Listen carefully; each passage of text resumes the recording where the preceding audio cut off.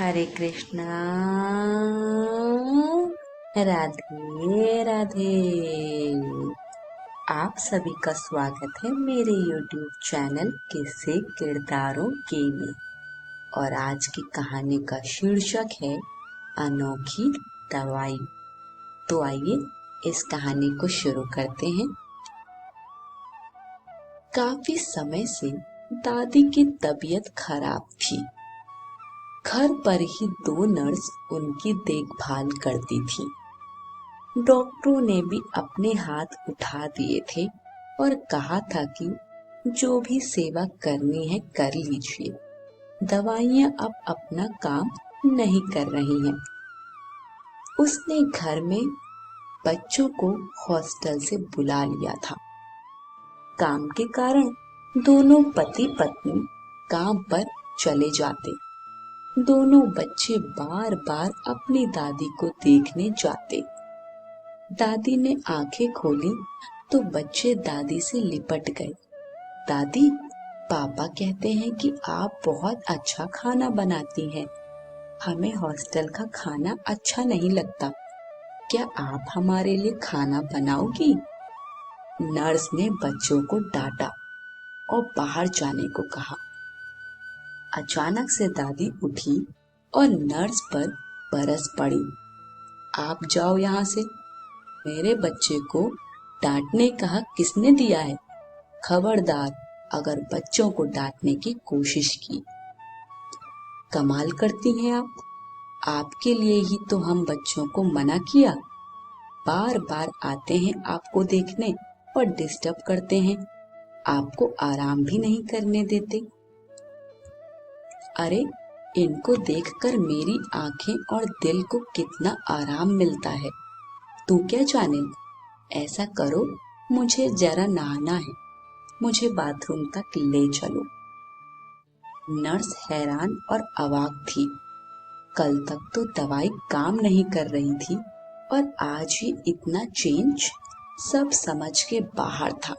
जैसे नहाने के बाद दादी ने नर्स को खाना बनाने में मदद को कहा। नर्स ने पहले तो मना किया, फिर कुछ सोचकर वह मदद करने लगी। खाना बनने पर बच्चों को बुलाया और रसोई में ही खाने को कहा। दादी, हम जमीन पर बैठकर खाएंगे और वो भी आपके हाथों से। मम्मी तो टेबल पर खाना देती हैं और खिलाती भी नहीं कभी। दादी के चेहरे पर खुशी थी। वह बच्चों के पास बैठकर उन्हें खिलाने लगी। बच्चों ने भी दादी के मुंह में निवाले दिए। दादी की आंखों से आंसू बहने लगे। दादी, आप रो क्यों रही हो? दर्द हो रहा है क्या? मैं आपके पैर दबा दूं? अरे नहीं, ये तो बस तेरे बाप को याद कर आ गए आंसू। वो भी ऐसे ही खाता था मेरे हाथों से। पर अब कामयाबी का ऐसा भूत चढ़ा है कि खाना खाने का भी वक्त नहीं है उसके पास और ना ही माँ से मिलने का समय। दादी, आप ठीक हो जाओ। हम दोनों आपके ही हाथों से खाना खाएंगे। और पढ़ने कौन जाएगा? तेरी माँ रहने देगी क्या तुमको? दादी, अब हम नहीं जाएंगे, यहीं रहकर पढ़ेंगे। दादी ने बच्चों को सीने से लगा लिया। नर्स ने इस इलाज को कभी पढ़ा ही नहीं था जीवन में। अनोखी दवाई थी यह, अपनों के साथ हिल मिलकर रहने की। दादी ने नर्स को कहा, आज के डॉक्टर और नर्स क्या जाने कि भारत के लोग 100 साल तक निरोगी कैसे रहते थे।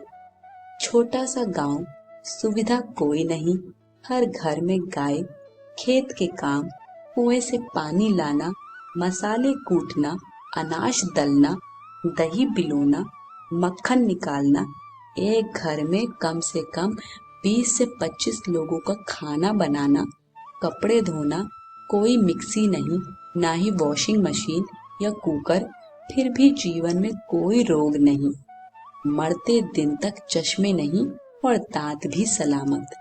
ये सभी केवल परिवार का प्यार मिलने से होता था।